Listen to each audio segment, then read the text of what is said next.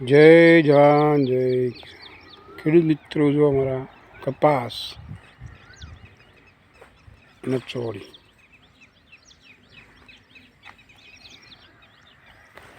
આજે 45 દિવસ થઈ ગયા.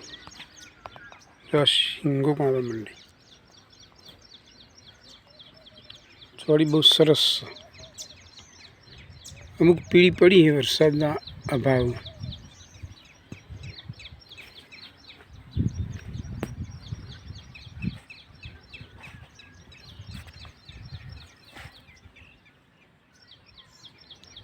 આ રીતે તમે અંતરપાક કરો તો તમને ડબલ આવક થાય. આ ચોળી એવી કે વધે નહીં, તમારે આટલી નેચી જ રહે, વેલાય નહીં. એટલે આપણે મોટો ફાયદો કપાસનો બગાડો નહીં. એ આ ભીંડા આવું ફૂલ ઉઘાડવા માંડ્યો.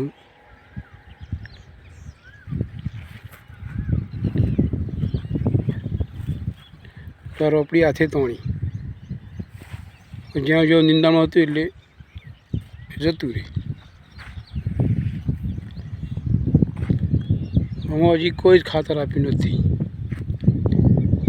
ભીંડામાં દવા છોડી ઈયળની મચ્છી. કપાસમાં કોઈ દવા નહીં, કોઈ ખાતર નહીં, કશું જ નહીં.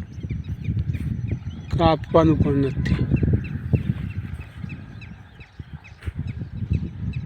આટલો સરસ પાક એનું કારણ એક જ અમારે કોઈ પણ પાક હોય એમાં રોટાટા મરાવીને પ્લાવ મરાવી દઈએ. એ કોઈ જાતનું ખાતર જરૂર પડે નહીં.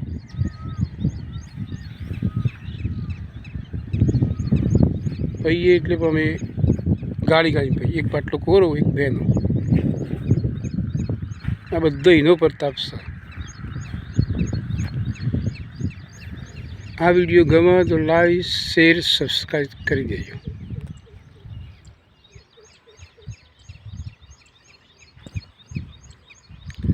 આંતરપાક કરવો જરૂરી છે, કારણ કે દાદા ખેતી મૂગી થતી જાય છે. એટલે એકમાં બે પાક વાવીએ તો મળતર સારી રહે.